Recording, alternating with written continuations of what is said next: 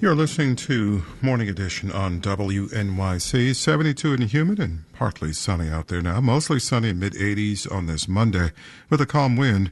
And then tomorrow, sunny and 80. Wednesday, mostly sunny and mid-70s. Thursday, Friday is sunshine, upper 70s as we begin the holiday Labor Day weekend.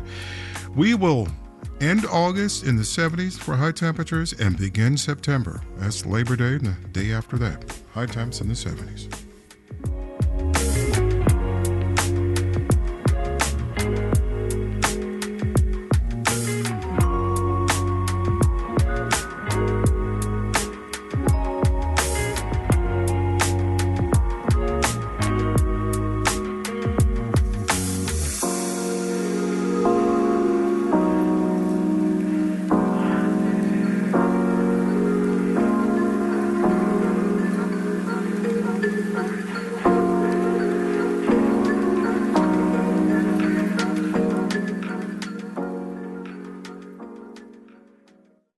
WNYC support comes from Netflix, presenting The Thursday Murder Club, a whodunit about 4 irrepressible retirees who solve cold case murders for fun, starring Helen Mirren, Pierce Brosnan, Ben Kingsley, and Celia Imrie. August 28th, only on Netflix.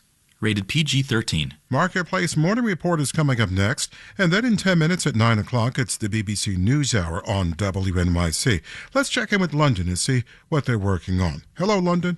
Good morning, WNYC. I'm Tim Franks. On today's NewsHour, our reporter on the front line in eastern Ukraine and the lure of the Paris catacombs. That's BBC NewsHour, coming up at 9 on WNYC. Everything you drink will be made by one corporation, it seems.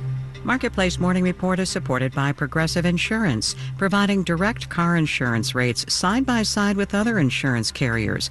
Customers can see rates and find an option that works for their needs. Now that's Progressive. Learn more at progressive.com. I'm David Brancaccio.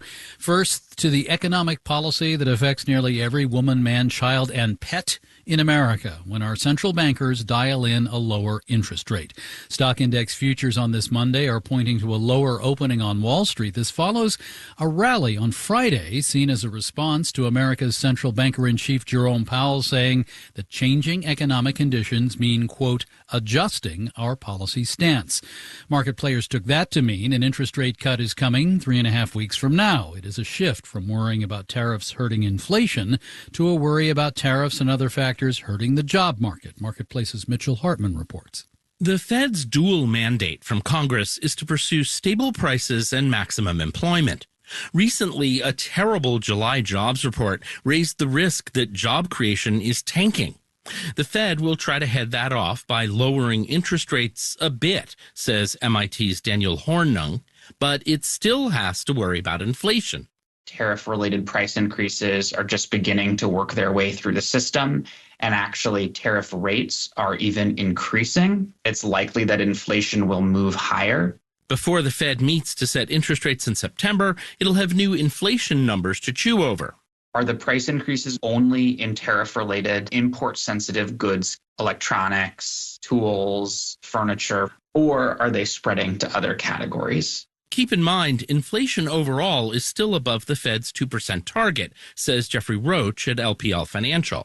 We really need to see some of the categories that are a little more sticky in the services, insurance prices ease up a little bit. Bottom line, says Roach, tariffs aren't going away. Inflation pressures aren't going away. But for the moment, the Fed appears ready to focus on risks to the job market first. I'm Mitchell Hartman for Marketplace. Now, here's the cocktail recipe proposed by the mixologists at the Mergers and Acquisitions team. A lot of ingredients here in the shaker. Dr. Pepper, 7-Up, Canada Dry, Clamato, Yoo-Hoo, A&W, and then some Margaritaville mix. Plus, add Pete's, Gavalia, Stumptown, and Maxwell House coffees. Stir and enjoy. That's the cocktail produced by a merger just announced for the Keurig Dr. Pepper Corporation to buy JDE Peet's Corporation for $18 billion. Here's Marketplace's Nancy Marshall-Genzer. It's a tough time to be in the coffee business. Prices for coffee beans are up. Droughts caused a smaller harvest in Vietnam and Brazil. Plus, President Trump has imposed a 50% tariff on Brazilian coffee beans. The deal between Keurig Dr. Pepper and JDE Peet's has to be approved by shareholders and regulators. Assuming it is, the plan is to split into two firms, one focused on coffee, the other on soft drinks. Keurig Dr. Pepper's soda business is going strong. It includes brands like Dr. Pepper, Canada Dry, 7-Up, and A&W. The company says the deal with JDE Peet's will increase efficiency, resulting in about $400 million in cost synergies. It expects the deal to close in the first half of next year. I'm Nancy Marshall-Genzer for Marketplace. And as a public service for non-Dutch speakers like me, one of the Peet's coffee brands is not Douwe Egberts. I'm told it's Douwe Egberts. Also, apparently it's just pronounced Maxwell House. Marketplace Morning Report is supported by Viking, committed to exploring the world in comfort, offering a small ship experience with a shore excursion included in every port and onboard cultural enrichment. Discover more at Viking.com. And by the United States Postal Service, offering stamps for purchase at over 40,000 supermarkets and drugstores and at wholesale clubs, Costco, Walmart, Sam's Club, and BJ's. Higher ed is having a moment, and for many campuses it is not a good one. Enrollment is slipping, costs are climbing, and White House policies are keeping away international students, research funding, and financial aid. From GBH, Kirk Carapezza reports at Clark University in Worcester, Massachusetts, this squeeze is already forcing big changes this semester. On Main Street here in Worcester, there's a Salvadoran bakery right next to a Chinese takeout joint. Just around the corner, there are Vietnamese and Dominican restaurants, a sign of Clark University's international flavor. Internationalization is a good thing. I'm proud of the fact that I walk around campus and it's extremely diverse.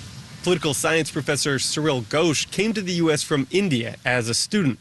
Today, as a faculty member, he values Clark's global feel, but he worries America is losing its edge as a destination for talent.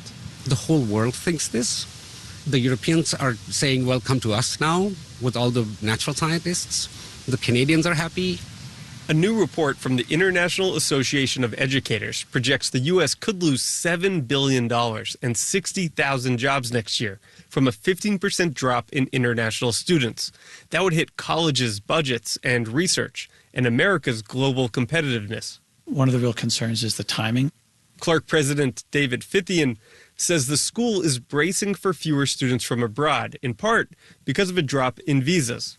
Whether it's due to visas or the sense that America may not be the best place for international students to come right now, we're prepared to deal with that. Clark has been discounting its tuition by more than 60% just to fill its seats. Now it's looking at its lowest enrollment programs and, in the coming years, cutting more than a quarter of its faculty. The university is also repackaging degree programs for today's job market in climate, computing, and health. Founded in the late 1800s, Clark has a legacy in advancing rocket science and psychology. Fithian says the liberal arts college is now taking matters into its own hands. We're responsible for saving ourselves. I don't think that we should count on others to come and save us. In this polarized moment, colleges like Clark have few allies in the federal government. Oh, there is no one coming to save them now. That's Kelly McManus with the think tank Arnold Ventures. She says higher ed hasn't really changed in half a century. No one likes to be forced into change, but it's coming, it's here. And McManus says college leaders who are really watching international and domestic trends know they have to rethink how they operate and make sure their programs actually lead to good jobs. In Worcester, I'm Kirk Carapezza for Marketplace. Markets Dow, S&P, and NASDAQ futures are all down in the 3 to 0.4% range. The 10-year interest rate up 4.28%. It's Marketplace Morning Report from APM, American Public Media.